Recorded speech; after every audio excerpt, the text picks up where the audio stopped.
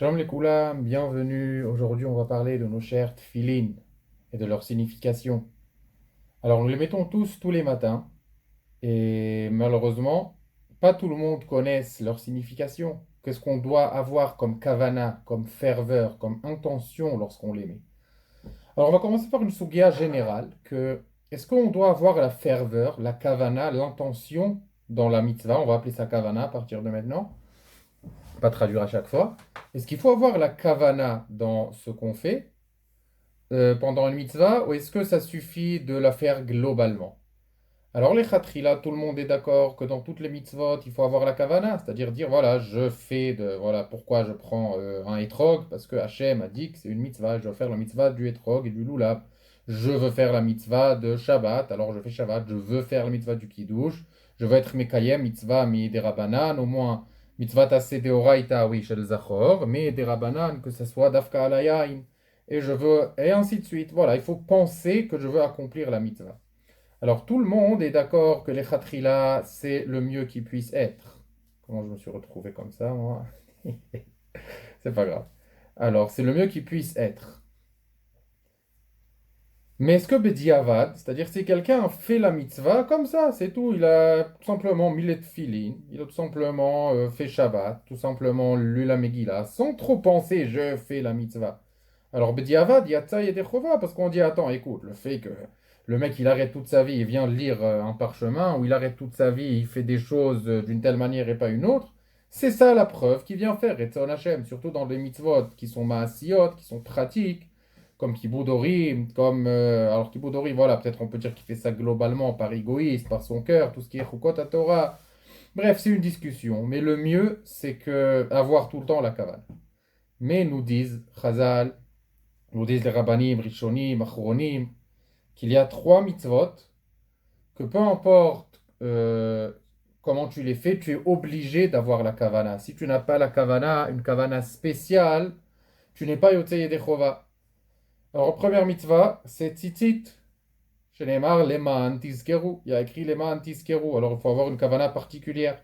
Deuxième mitzvah, plutôt c'est deux et trois, c'est ensemble, c'est Tfilin Shel Yad et Tfilin Shel Rosh. Qu'il faut penser, chez Neymar, Bahem, ou que sur la table haute et la travail tout à faute venenecha. Oui, il y a écrit Leman Tiet Torah Hashem Beficha, Ki Beat Chazaka Otzecha Hashem Mitzrayim. Il y a le mot Leman. Le mot Leman sert de dracha à dire qu'il y a une kavana particulière. Alors, et la troisième mitzvah, je la laisse pour la fin, pour ceux qui vont rester jusqu'à la fin, ça sera un bonus. Alors, on veut parler aujourd'hui surtout des tefillin. Quelle est cette kavana qu'on doit faire? Alors, nous amène le Chafetz Chaim dans le livre Mishnah Brura. Ça apparaît aussi dans un petit peu un autre langage, dans le Leshem Yichud qu'il y a dans la plupart des Sidurim. Nous amène Sefer HaChinuch une partie de ces choses. On va tout simplement commencer. Alors, la kavana spéciale, il y a plusieurs notions. Tout simplement, la première chose à faire, c'est de regarder le contenu des tefillin. Qu'est-ce qu'il y a écrit dans les tefillin? Il y a écrit Shema Israël, Vayam Shamoa, Vaya Keviacha, c'est quoi? Vekadesh Likol Bechor. Alors, dans Shema Israël et Vayam Shamoa, ça fait partie de Kriyat Shema. On reçoit Ol Shamaim et Ol Mitzvot. Il y a ces Kriyat Shema dedans. On accepte Hachem comme notre Dieu, comme notre Créateur. Et on accepte toutes ces mitzvot. C'est la kavana la plus simple. C'est venu pour nous, pour montrer qu'on accepte tout ça. La deuxième kavana, ça fait partie aussi du contenu, bien sûr. C'est Yetziat Mitzrayim, oui, Shkatuv. Vaya leot al trav zikaron ben enecha, leman tiet Torat Adonai beficha, ki beat chazaka, otziacha Adonai mimitzrayim. C'est écrit deux fois. Après, dans la deuxième fois, c'est un petit peu différent, mais c'est pareil. C'est écrit qu'il faut se rappeler de la Yetziat Mitzrayim. Alors, lorsqu'on se rappelle de la sortie d'Égypte, premièrement, on se rappelle que Hachem peut faire tout ce qu'il veut. Aïpalem et Adonai Davar. Est-ce qu'il y a une chose que Hachem ne peut pas faire? Question. Bien sûr que non, Hachem peut tout faire. On se rappelle, si on était esclavagé dans la nation la plus puissante de l'époque, il n'y avait aucun espoir, aucune issue de s'échapper, aucun moyen de contrer, que ce soit en termes de sorcellerie, de science, de puissance militaire, de quantité, de pouvoir. On n'avait pas la force et malgré tout, si Hachem a décidé que Bnei Israël vont sortir, un groupe d'esclaves va sortir de l'Égypte et l'Égypte va s'effondrer, donc un groupe d'esclaves va sortir et l'Égypte va s'effondrer. Alors on voit que tout le temps, voilà, c'est pour pas perdre espoir, peu importe la situation où on est, c'est ne pas perdre espoir. Ça se relie à ce que dit le Chazon Ish lorsqu'il nous parle de Emouna à Bitachon. Il nous dit qu'est-ce que c'est Bitachon? Alors Emouna, bien sûr, c'est global. Je crois chez Boré la Olam, que Hachem il est Mashgiach, et Anima Amin, Kayam, et qu'il nous surveille, et qu'il a créé le monde, et qu'il a donné la Torah, Ve'akol Emet. Ça, c'est Emouna. Et bien sûr qu'il y a Sachar Ve'onesh, il y a le paradis, l'enfer, Gan Eden Genom. Qu'est-ce que c'est Bitachon? Alors Chazon Ish nous dit, beaucoup de gens font l'erreur de croire que le Bitachon, c'est plus en fait tu y crois qu'Hachem va faire ce que tu veux, et plus de chances tu as que ça va arriver. Jusqu'à que si jamais ce que tu voulais n'est pas arrivé, ça ne s'est pas produit, alors on va te dire, ça veut dire que tu n'as pas assez de bitachon qu'Hachem va le faire. Si tu aurais eu le bitachon, Hachem t'aurait donné ce que tu aurais voulu. Velohi, nous dit Chazonish, et non, ce n'est pas comme ça que ça marche, nous dit le Chazonish. Alors qu'est-ce que c'est bitachon? Il nous dit bitachon, c'est comme ça. Ouvrez maintenant vos téléphones, regardez par exemple combien de chances il y a de gagner au loto. Alors il y a un numéro, une chance sur plusieurs millions, je ne sais pas, plusieurs milliards, ça dépend du calcul. Ça dépend de l'endroit, la quantité des gens et ainsi de suite. Et de toutes les combinaisons surtout possibles. Alors oui, combien de chances il y a si je jette un dé et que je vais avoir un 6?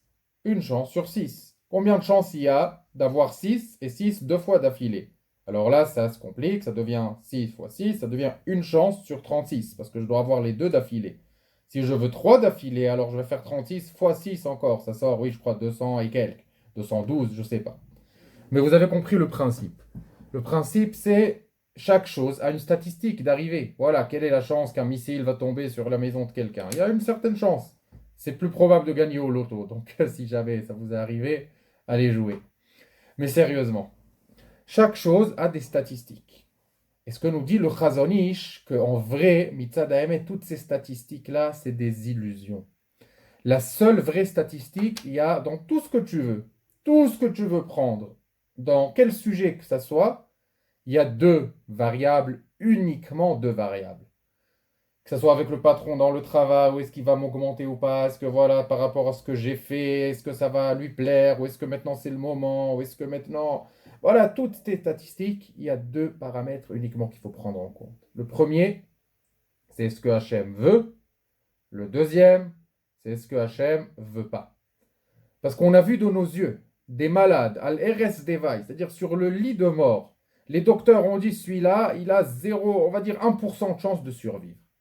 Des fois 0% de chance de survie, ça y est, faites un testament, c'est fini. Et on a vu un miracle et la personne s'est régénérée. Et elle a vécu. Et on a vu aussi l'inverse. Une personne forte, bonne en santé, comme un taureau. Celui-là, il a encore, selon les médecins, 40 ans de vie. Qu'est-ce qui se passe? Un jour, il va dormir, il ne se lève pas. Qu'est-ce que tu vois ici? Nous dit le Chazon Ish, le bitachon, Ba'Hachem, c'est que toutes les variables sont zéro devant lui. Rien, rien, rien ne peut reculer devant lui. C'est-à-dire, Hachem peut faire tout ce qu'il veut dans le monde. C'est ça le bitachon. Alors pourquoi on prie? Il nous dit, parce que personne n'est prophète, on n'est pas des Nevi'im. On ne peut pas savoir ce que Hachem a décidé. Hachem nous a donné en cadeau la prière.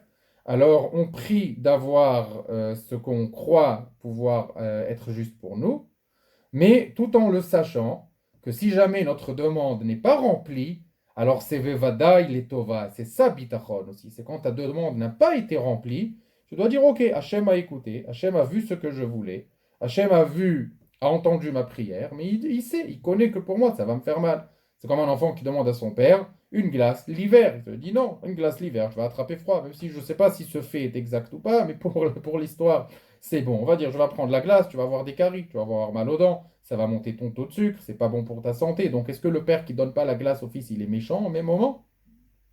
Alors non. Alors apparemment, oui, oui, si on regarde superficiellement. Il veut quelque chose, il lui donne pas, mais en fait c'est pour son bien.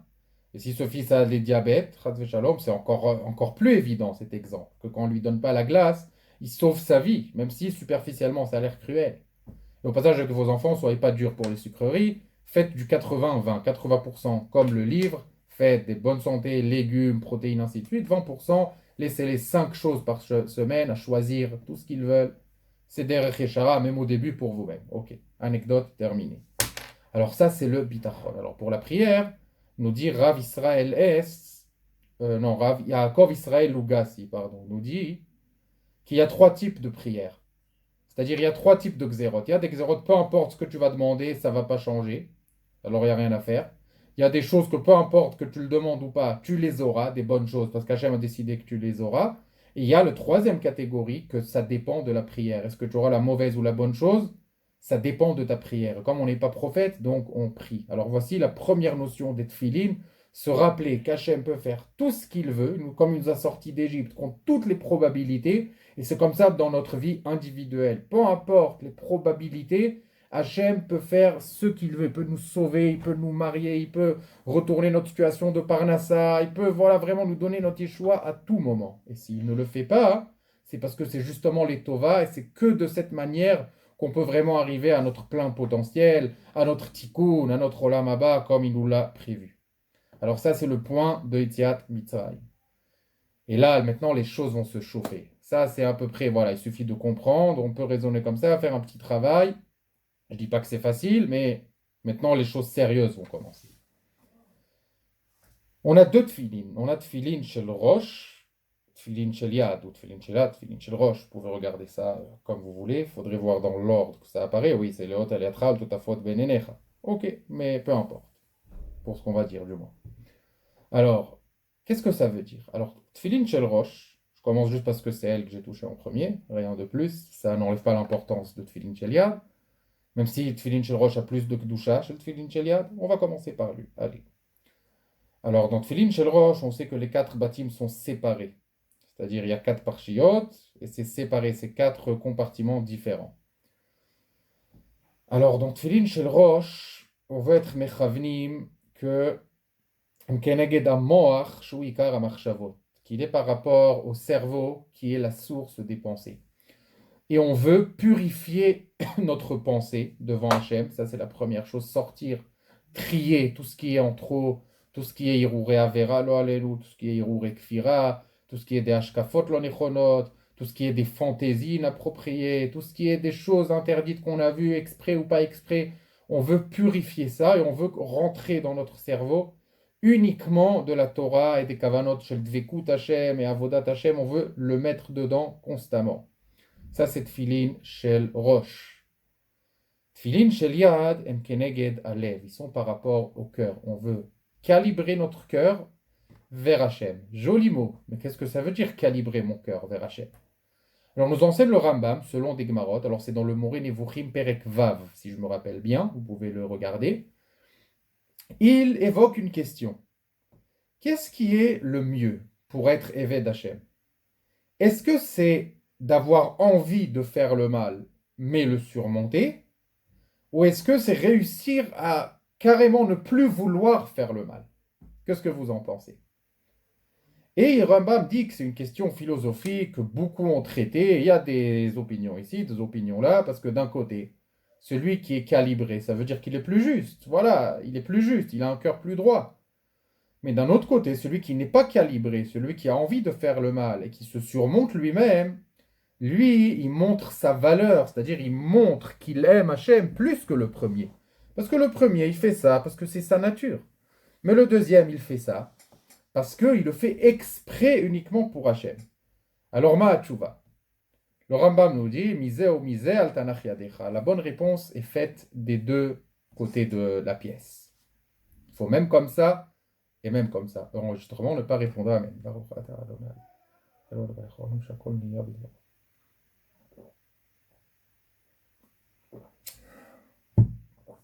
Alors le Rambam nous dit que les deux côtés de la pièce sont vrais. Mais seulement, il fait un chilouk, il divise, il fait une différence entre Chukot HaTorah et Mishpatei HaTorah. On va expliquer. Chukot HaTorah, c'est toutes les mitzvot illogiques, d'accord? Des choses que je ne peux pas connaître. S'il n'y aurait pas eu de Torah, je n'aurais jamais fait comme ça. Par exemple, Shabbat. Ok, s'il n'y aurait pas eu de Torah, on serait arrivé à une conclusion qu'il faut un jour de repos parce que c'est bien pour les statistiques, pour les affaires, pour récupérer, pour le mental, ainsi de suite. Mais est-ce qu'on aurait fait Shabbat de la manière spécifique qu'on a dans la Torah, ne pas allumer la lumière mettre les plaques, ne pas porter, ne pas sortir de clés dehors, ne pas faire toutes ces mélachotes, ne pas trier des pistaches et des amandes. On n'aurait pas fait comme ça. Alors ça, c'est Chukot à Torah. Tu peux dire, j'ai trop envie de transgresser, mais Dieu m'a dit que non. L'exemple qu'amène le Rambam et la Gemara. Ce que dit Rabban Gamliel. Une personne ne doit pas dire, ah, du cochon, oh mon Dieu, quel dégueu. Pardon, c'est un mot qu'il ne faut pas dire. J'ai quitté la France à 12 ans, donc le standard est resté à 12 ans. Pardon. Alors je dis, oh là là, c'est pas bon ça, c'est horrible, du cochon. Il te dit non, dis, oh là là, ce steak blanc, fumant, j'ai tellement envie, mais je le fais pas pour Hachem. Parce que là-bas, il te dit, même si tu as envie de cochon, il n'y a aucun mal de vouloir manger. Parce que, attends, maintenant, de toute façon, on est carnivore, inutile de le nier. Tu manges de la vache, tu manges du mouton, de la girafe, si les lois l'auront permis, si on aurait eu la massorette. Tu manges du tzvi, du cerf, tu manges du poulet. Alors, qu'est-ce que mange du cochon? C'est quoi? Il n'y a pas de problème dans ton humanité dans ça. Tel que Hachem t'a dit, Hachem t'a autorisé la viande. Il n'y a pas de problème dans ton humanité. Alors pourquoi tu le fais pas? Parce qu'Hachem a ordonné que le cochon on mange pas, parce qu'Hachem a décidé qu'on mange pas. Et c'est vrai que ça va influencer notre nature, ainsi de suite, on va pas rentrer dans ça. Mais il nous a dit de ne pas manger. Dans la nature, vouloir manger de la viande, c'est OK. Alors tu le fais pas pour Hachem, tu peux avoir envie. Excellent. Maintenant, on rentre dans les mitzvot où on ne peut pas dire ça, comme une personne qui va dire dans Mishpaté à Torah. Mishpaté à Torah, alors c'est tout ce qu'on aurait atteint avec logique. Que même les goïms peuvent arriver à cette conclusion s'ils observent comme il faut, même sans Torah.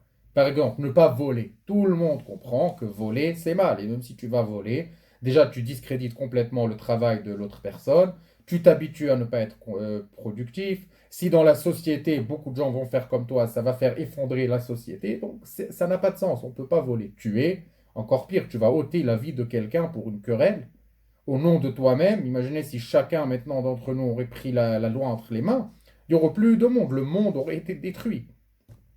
Alors, dans les choses comme ça, qui sont tellement claires qu'elles sont mal, et qu'on peut atteindre ces choses par logique, nous dit le Rambam, dans ces choses-là, il faut calibrer le cœur. C'est-à-dire, tu ne peux pas dire j'ai trop envie d'assassiner maintenant, mais non, Hachem a dit que non, donc je ne le fais pas. Ou j'ai trop envie d'aller voler, faire piller une banque, ou je ne sais quoi, mais Hachem a ordonné de ne pas le faire, donc je ne le fais pas. Non, si tu es comme ça, tu es une mauvaise personne de nature. Tu dois réussir à calibrer ta nature d'une manière que tu vas être avec Hachem, que tu n'auras même plus envie de voler. Parce que tu comprends, tout ce que j'ai, c'est à moi.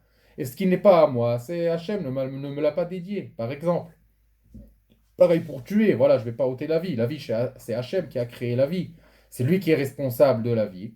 Donc je le laisse faire, je ne vais pas m'en mêler quand je ne le dois pas. Et bien sûr, avec les arguments logiques aussi, que ça va détruire la société et qu'on ne peut pas tuer l'autre et que c'est vraiment ôter la vie, qu'il y a des enfants derrière ça et il y a une femme qui sera almana, il sera veuve derrière ça et ainsi de suite et ainsi de suite. Mais tous les arguments que tu peux mettre pour réussir à enlever ça de ton cœur. Alors, dans le Tfilin Cheliat, c'est ça la kavana qu'on veut avoir. On veut prendre les ta'avot et les offrir à Hachem Itbarach. On veut réussir à les calibrer. C'est quoi calibrer? Alors, dans Mishpaté Torah, on veut ne même pas vouloir le faire, comme on a expliqué. Et dans Chukot Torah, on veut dire j'ai envie, mais réussir à surmonter. Parce que même si on dit que tu peux avoir envie, mais tu n'as pas le droit d'agir, c'est pas évident. Je te dis, voilà, tu n'as pas le droit de manger du cochon, mais tu as envie. Allez, arrête. Et j'ai pris juste un exemple. On va dire maintenant, tu es coincé, tu es dans ton lieu de travail, tout le monde utilise le micro-ondes. Toi, tu vas dire non, j'utilise pas, c'est pas cachère. Mais tu as envie de manger chaud. Et alors oui, voilà, c'est pas toujours évident. Voilà, tout ce qui est arayot, luxure. J'ai envie, voilà, nafsho shel adam, gezel va arayot, nafsho shel adam, mechamed dan. Le gezel et les arayot, l'âme de la personne, les convoite, elle les veut. Alors, ouais, complètement bougé. Il faudra la remettre en place. Voilà.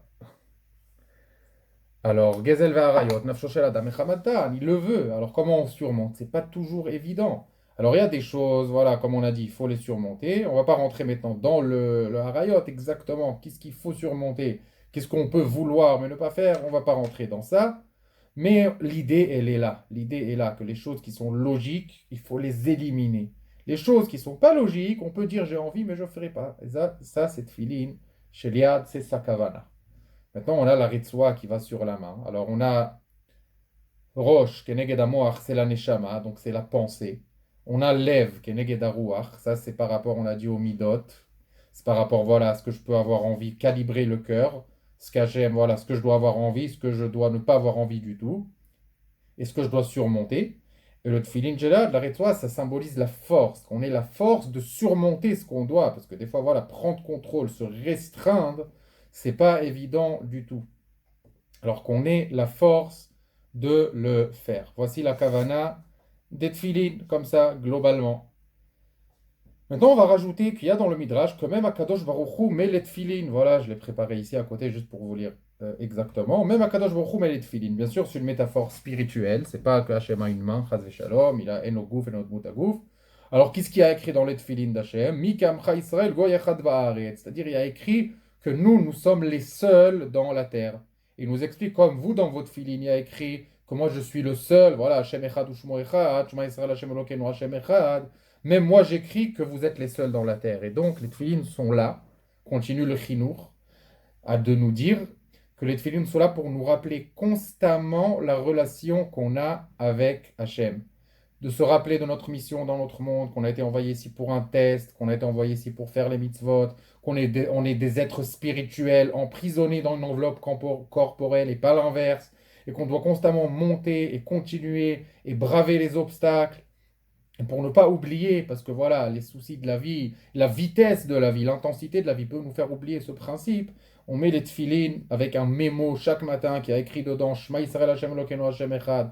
On accepte les mitzvot. On accepte que voilà, on se rappelle qu'Hachem peut faire tout ce qu'il veut dans le monde, comme la sortie d'Égypte. On se rappelle du bitachon, de notre mission, et on se rappelle surtout de sortir de notre tête ce qui n'est pas le principe et laisser seulement le principe des pensées pures de Avodat Hashem et dans notre cœur le calibrer par rapport au midot, par rapport à notre comportement, et d'avoir la force de se maîtriser lorsque c'est nécessaire. Alors voici les tefillin. Maintenant, voilà, ceux qui sont restés jusqu'à la fin, on va donner un bonus sur le tzitzit. Et celui qui va rester vraiment jusqu'à la fin, on va révéler la troisième mitzvah qui a besoin d'une kavana spéciale. Alors le tzitzit, et à Katouv, les ma'an tizkeru, vasitem et kol mitzvotai. Alors le tzitzit est là pour nous rappeler constamment le mitzvot d'Hachem. Alors comment? Il y a le midrash, le Rashi célèbre qui nous dit, voilà, bon, là, Talit, je vais prendre celui-là, il est plus beau, voilà, bleu. C'est pas obligé de mettre le bleu au passage, mais voilà, moi personnellement j'aime bien, même si c'est pas obligé. Alors voilà, il te dit Shmona Chutim, tu as 8 fils, Chamisha Ksharim, 1, 2, 3, 4, 5, ça fait 13. Et le mot tzitzit, c'est Gimatria 600, voilà, Tzadiyud, c'est 100 et 100. Taf, c'est 400, ça fait 600, ça fait un total de 613 par rapport aux 613 mitzvot qu'Hachem nous a donnés, pour nous rappeler constamment. Un midrash plus simple, il te dit quand même, avant, il y avait un maître, il y avait les esclaves, ils portaient un petit collier autour du cou pour savoir, lui c'est un esclave. Alors Hachem nous a mis ça pour qu'on sache, voilà, nous on est esclaves d'Hachem, on n'est pas ici au nom de nous-mêmes, on est vraiment ses esclaves à lui. Voilà, on lui appartient. Il y a le beau midrash qui inclut le trélet. Alors il y a plusieurs endroits qu'il apparaît, je crois deux endroits, avec des légers changements. Je vais dire de mémoire, alors si j'ai un petit peu changé, donc c'est soit l'un, soit l'autre, soit je me trompe. À vous de voir. Alors on dit, voilà, qu'est-ce que c'est ce tzitzit? On dit, voilà, pourquoi on met le trelet tzitzit? Alors on dit trelet, domé la chilazon. Voilà, ça rappelle le chilazon, le poisson duquel on a pris le trelet. Le chilazon domé le yam, il ressemble à la mer. Veyam domé le rakia, et la mer ressemble au ciel. Le rakia domé le even sapir, ressemble au even sapir, c'est un terme spirituel, kabbalique, je n'ai aucune idée de ce que ça veut dire. Ve even sapir domé le kiseh akavod. C'est-à-dire pour se rappeler tout le temps d'Akadosh Baruch Hu. Alors voilà, même si on ne connaît pas trop les termes kabbaliques, pour le Midrash, c'est bon, c'est très bien. C'est pour se rappeler constamment que Hachem se trouve au-dessus de nous, qu'on lui appartient. Voilà, ça nous rappelle le ciel, et Hachem est dans le ciel. Voilà, on peut même s'en arrêter là pour notre mémoire.